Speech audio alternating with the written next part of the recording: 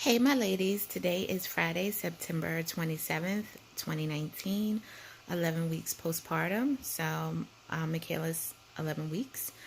Um, just on here for my weekly update. The biggest thing that's going on right now with Michaela is her clinginess.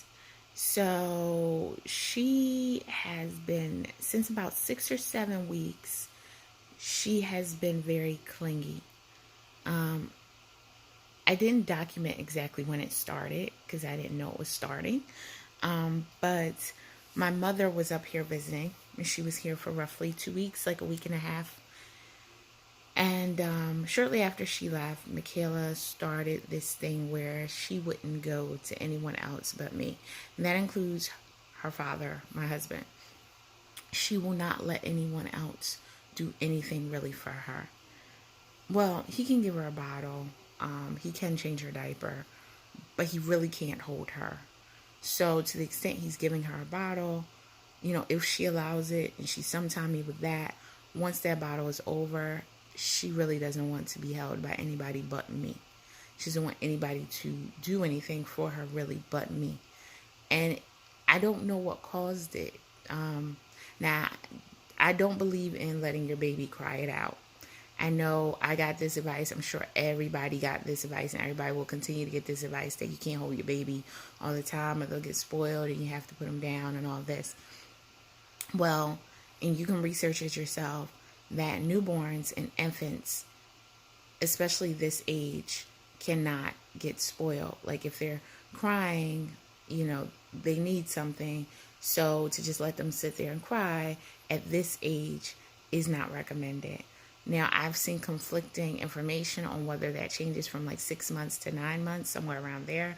But either way, it's not at 11 weeks. It's not a newborn. So I know some people just let their newborns cry. Now, of course, sometimes they're going to cry, while you're trying to figure out things. Sometimes they're just colicky and they're crying for no reason. She's sleeping, so I can only record this until she wakes up. But sometimes they're crying for not no reason, but you're trying to figure out the reason.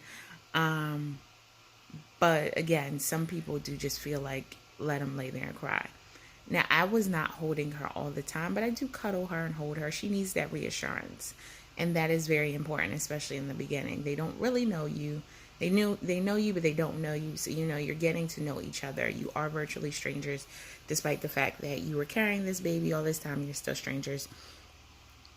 So I, held her, but I don't feel like I held her all the time.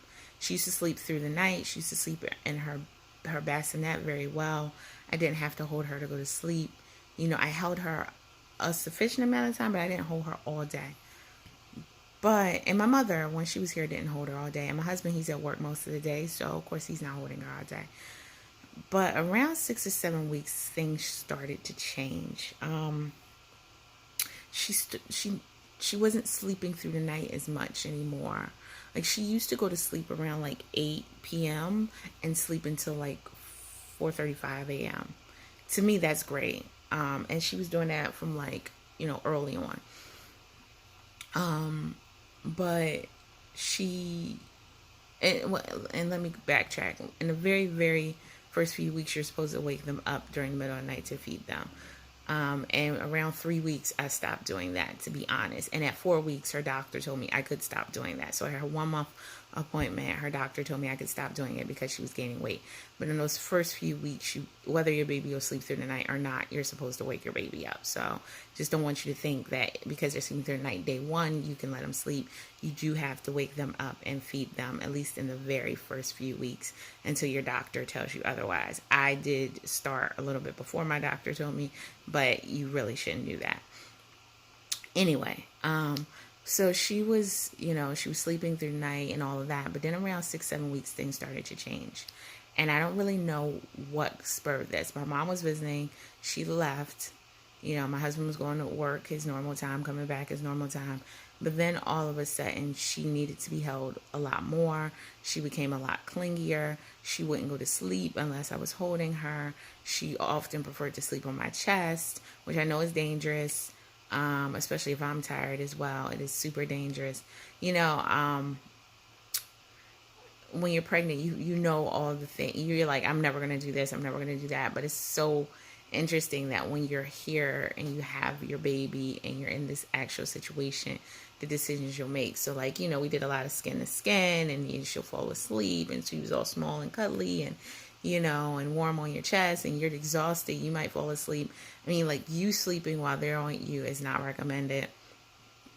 It happens though. It happens. But it's not recommended, and it's not safe, and I try my best not to do it. But with that said, I say it happens. I'm not condemning people that do it. I know some people, baby will only sleep on them, and we went through a phase where she was really refusing to sleep in her bed. She would start off in her bed, and then when she realized she was in her bed, she'd wake up, and I have to put her on me for her to go back to sleep. So, and you know what? That's what we did for a while. Thank God she was safe, and nothing happened, but it is not recommended. But anyway, so around that time, she stopped sleeping as much through the night. She started waking up maybe every 3 to 4 hours around feeding time. But prior to that, she wasn't doing that. And then she was super clingy, and she wouldn't let. So one day, she just stopped letting my husband hold her when he came home from work. He used to come home from work and be able to take her and do things, and he would just basically take over so I could have some time to do whatever it is I needed to do.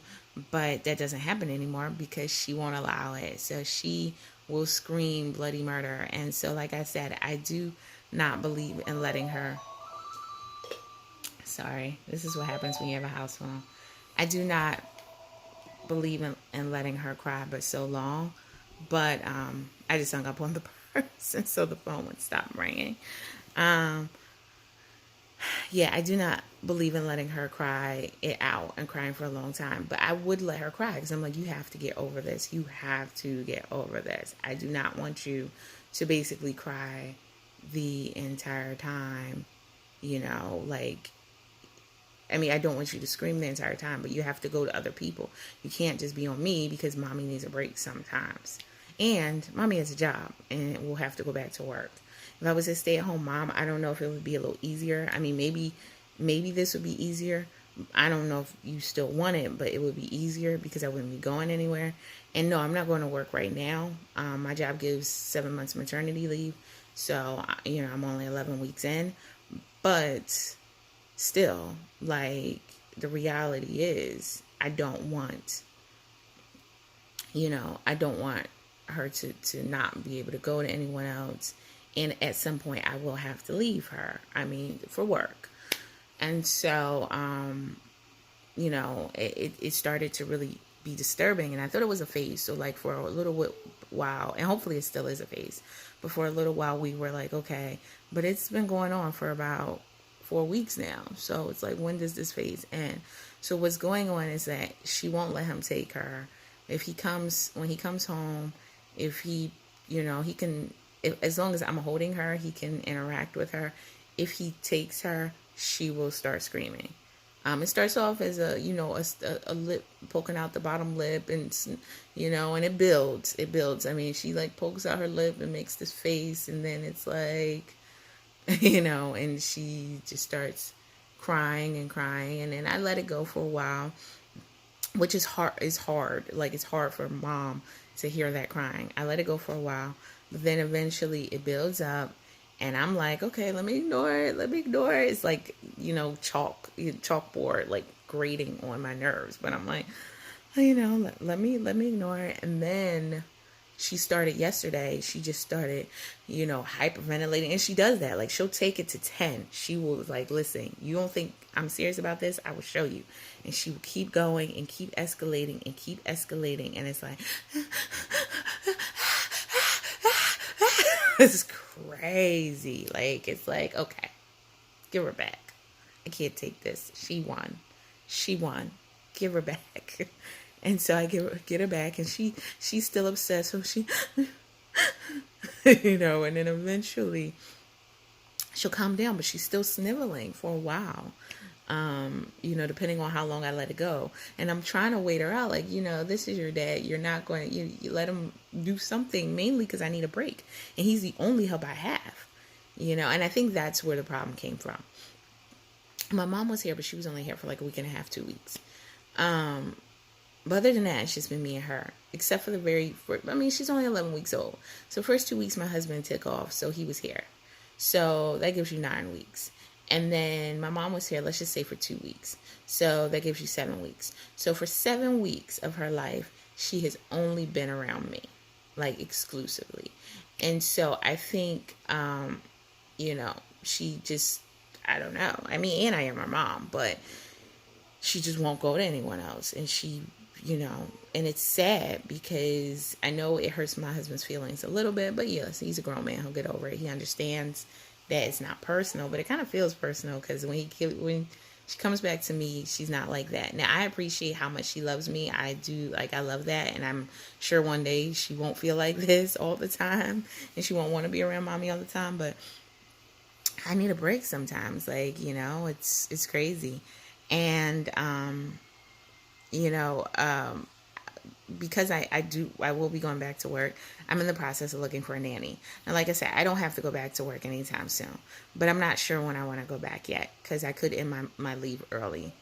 And, so if I do end early, or even if I don't end early, and given her clinginess situation, I need someone to be around her and start to get to know her. And I want to see the person interact with her. So I'm in the process of looking for a nanny. And I have a person that I believe would be good for her. Someone I've known well before being pregnant who is available now.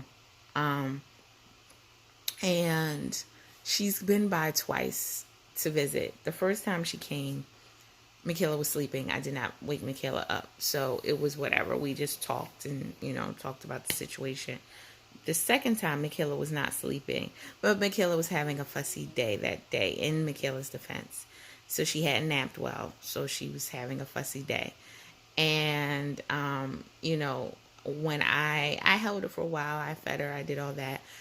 After feeding her, making sure she had everything she needed, she wasn't wet, everything.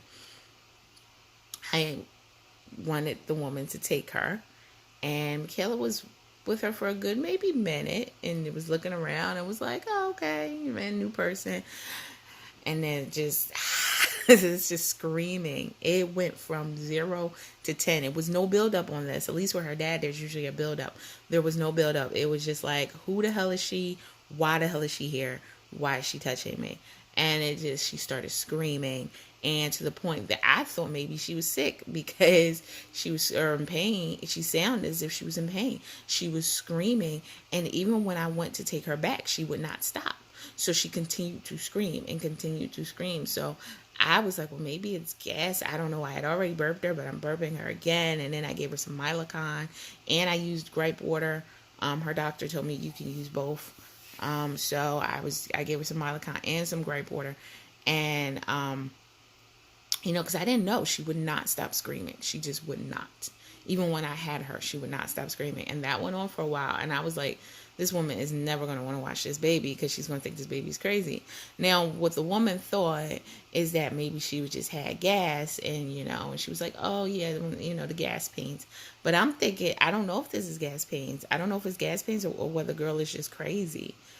Because she screams a lot, when other people have her, not with me usually, but she was screaming with me. So the only way, I gave her the Milacon, I kept trying to burp her, I gave her the grape water, and then I put her in the wrap that I showed you guys. I wrapped her, and that's like my little trick. If for anybody who has a newborn or a baby, get you one of those wraps. It's such a trick. It has been for me at least. You wrap the baby. Everybody's not into baby wearing, but get into baby wearing. Learn how to tie those wraps, or get the baby katan, which you don't have to tie. Some of them you don't, you could put on like a t-shirt. Get something where you're holding that baby, not just the regular carriers, because I don't feel like they hold them. Get those, where you're wearing your baby. And listen, as soon as I get her in there, she calms down. It takes 30 seconds to a minute. She's calmed down, and then she falls off to sleep, and we're golden.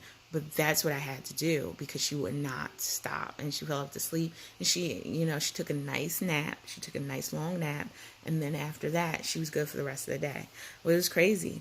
During that time of her napping, the woman ended up leaving. And the woman thought, oh, okay, well, this is just that. But I don't know. And I'm a little concerned that Michaela is not going to be able to be taken care of by anyway. I'm not really sure what caused this other than the fact that she's not exposed to a lot of people. Now, it is normal to not expose your newborn to a lot of people because, especially in the beginning when they're not vaccinated. But, and even now, I don't want everybody in her face. Like, she could still get sick. But I don't know, guys. I don't know what to do. I'm trying to still protect her. I took her to church last week, and people were a little too touchy for me. I had a blanket over her. I had her wrapped this time. The first time I took her, she was in her stroller. I had her wrapped this time on me so she could sleep through the entire service, which she did. And I had a blanket over the wrap, so she was and she runs hot though, because she sweats a lot, like her hair sweats and stuff. But I had a wrap because I wanted to kind of some privacy, but also just mainly privacy. And so I had a wrap, but I had the blanket on it, and I went to some of the people that I'm closer to at the church, and was like, oh, it's the baby. And there were other people coming trying to pull the blanket to see the baby. And I was like, oh, you don't know me. You don't do that. You don't do that. I wouldn't have the audacity to do that to somebody else. If we aren't close, and even if we are close, like, you let that person show you their child. You do not go and, just start doing stuff. Unless you're like a really close relative or something. And then maybe it's okay. Maybe it's okay. But yeah, that was just, so I had to get with a few people, which kind of, was a little sad. But anyway, I have tried to protect her germ-wise, but I don't know. Now it's like, how do I deal with this? What do people suggest? I read online that maybe I should have my husband wear one of my shirts or wear something, have something on him that I have worn to give him that so she feels comfortable. We're going to try that. I have not yet tried it. We're going to try that today. I read about this last night because I'm desperate. I don't know what to do. Like, I need her to be able to go to other people. I love that she wants to be with me, but I do need her to be able to go to other people. If no other reason, for peace of mind, when I do go back to work, I'm going to have this nanny with me from now until I go back to work, and I don't actually have to go back until February. That's the latest that I can go back. But, if I go back before or whatever I decide, I'm going to have her just here to help me because I have absolutely no help and I haven't had really any help. But, it's just, guys, I don't know what to do. I didn't expect this stage. There's something called the Wonder Weeks, and it talks about different developmental leaps and things like that. She was not in a leap phase when this was going on, although the leaps can run. I don't know. There's a lot of the Wonder Weeks are somewhat controversial. But I think your baby, the first leap is around 5 weeks. She did do this around 6-7 weeks. They say that the leaps go by due date, not by birth date. She was born July 8th, but her due date was July 20th. So I'm not exactly sure if this started around when she was supposed to go through her first leap. But whether it did or not, it has continued. She would have gone through leap 2 by now if you go through the Wonder Weeks. Because the leap 2 was from like September 10th to September 24th if you go by Wonder Weeks. Wonder Weeks does make it clear that leaps can start a week early or a week late as well. So it's a range. And she, according to Wonder Weeks, would be coming up on leap 3. And her leap 3, I think, starts around October 8th. And I think runs to like the 15th or something like that. I think so. I could be wrong on the ending date, but I think her leap 3 is supposed to start around October 8th. Now, again, the Wonder Weeks says leaps is a range, so they can go for like a week early or a week late. You take that with a grain of salt. I don't know if you're a hardcore subscriber to Wonder Weeks. You might not even know what I'm talking about. Google it if you're you don't know. It's a big thing. It's everything in the baby community. It's a big thing about these leaps. But there's also controversial because people are saying you can't really predict it like that, and that all babies develop at their own time, which is 100% true. They all develop at their own time. So it's like really controversial, the whole fact that it has like these specific dates. And baby could just be fussy. So baby could, but regardless, this has been a solid 4 weeks that she's been doing this. So I don't even know if it would have coincided with any of that, because the Wonder Weeks talk about there's a fussy period when your child is going through a developmental leap. So that's what it is. There's a fussy period. And during that fussy period, they're going to cry more. They're going to be clingier, And so I think there's like 3 C's. I can't remember what the other one is, but whatever. There's this fussy period that your baby, I don't know if it's cranky, clingy, crying, or something like that, but they're going through during this developmental shift. And then afterwards, you're supposed to be able to notice this change in this development in them. Like, babies, newborns, very, very early tend to always have their hands very clenched. And then as they develop more, they start to open their hands more. Or they'll start to like reach out for toys, or they'll start to grab or notice patterns and stuff like that. And you as a parent observing them every day will notice it. Like I noticed Michaela doing a lot of things. Like she wants to stand up now. She wants to roll over now. She wants to walk now. She tries to stand. It's crazy. She's 2 months old. She tries to stand. If you do help her stand up, she will start to take steps with her feet and put one foot in front of the other. I didn't know they did that this early. If she's doing tummy time, she tries to crawl and can actually move a couple of inches. Now, it's just not great, but she will, and it's kind of scary because I'm like, listen, you're 2 months. I'm still looking for you to be a lump. So I know when I put you here, this is where you stay. I'm not really looking for you to be, mobile yet. But yeah, she's rolling over to the point that I can't swaddle her anymore, because once your baby starts to roll, you can't swaddle them because they need to be able to, use their arms to roll back. And when they're swaddled, it's a little hard, even though she always fought to get her arms out of swaddle anyway. But, so there's all these different things that she's doing. And you see these changes regardless of what the Wonder Weeks says. But I just wanted to, bring that in, because that could be a reason for the fussiness and the clinginess. But I really don't know. I don't know, guys. I don't know what to do. But, so any advice? Anyone ever heard of this? I mean, I know sometimes some babies are like that. I don't know if this is called she's spoiled. I hope no one just says, oh, she's spoiled. That's not really the case. I mean, I love that she loves me. But I don't know. Maybe she just is spoiled. I mean, all the research says you can't spoil a newborn. She is still technically a newborn. And when this was going on, when it started, she was a newborn. So I don't really know.